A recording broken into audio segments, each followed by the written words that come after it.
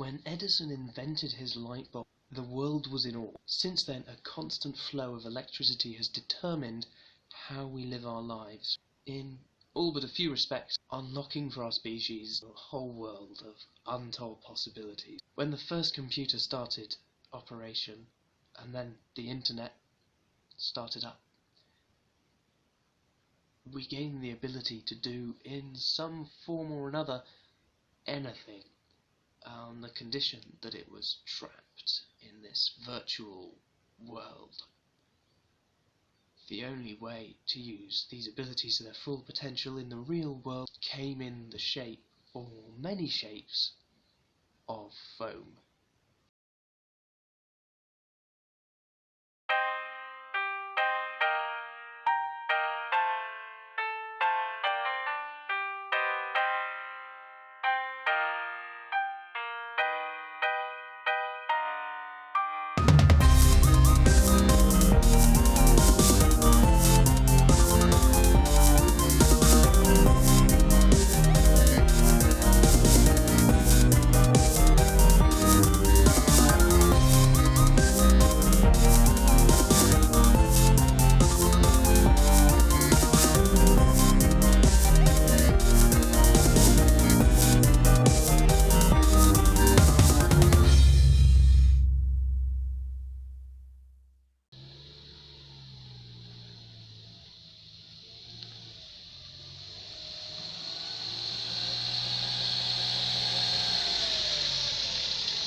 Don't kill me.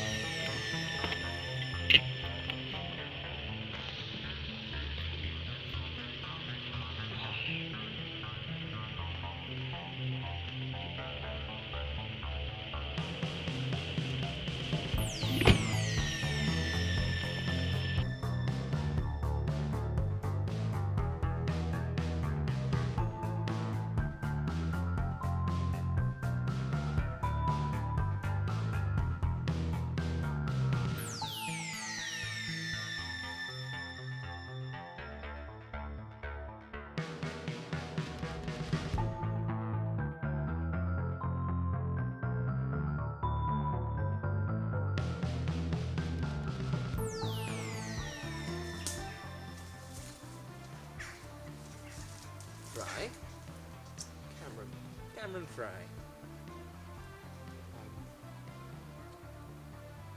James Jonah. Indeed. What am I doing here? Yeah, what are you doing here indeed? Why do you think? Well, 6 foot man. He got me. Alter that, he knocked me out. And then we found him and knocked him out. Life's a cycle indeed. So, Phome Corporation, your abilities, the 6 foot man, are all connected. All of them, obviously. How? Well, this is going to take a while. But I don't see us going anywhere anytime soon. So I'll begin, and suffice to say, it's a conspiracy, Fry. A conspiracy. It begins with a biologist. Her name is Sarah. Sarah's surname was Hirschenberg. On the 12th of June 1985, she makes a rather significant discovery.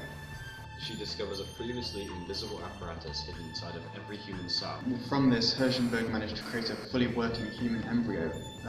Combining this with portions of material from yeast allowed the instantaneous creation of an artificial human, or Phome.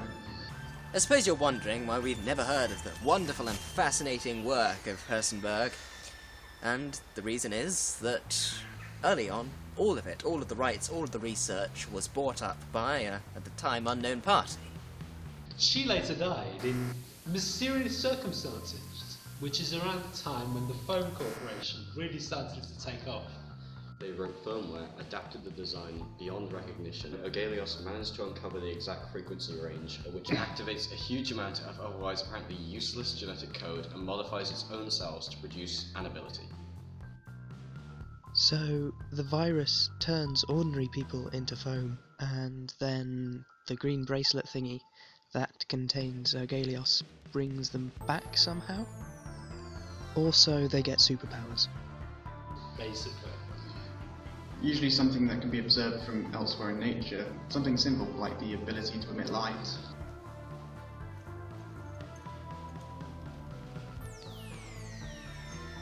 As far as superpowers go, it seems pretty useless. Hey! Until you take into account the human capacity for concentration, direct thought, and above all, imagination.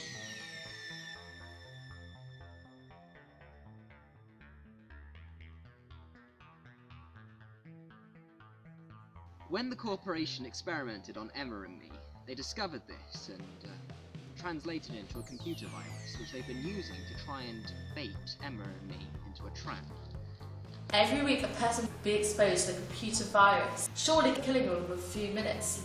The 6-foot man would bait us with this in the hope that he would eventually recapture us. To cut the crap, every person that we tried to save either died or was captured, the latter of which was undoubtedly far worse. Until one day when they almost got us. Subsequently, the 6-foot man, in anger, gave us 4 hours to discover a teenage girl by the alias of Sunset Rules, who was about to be exposed to the computer virus by a jealous ex-boyfriend.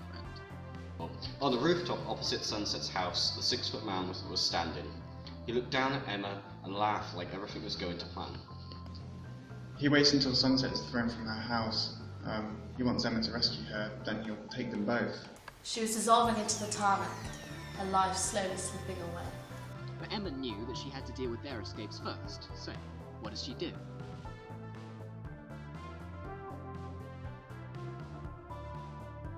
A grey book straight to the forehead.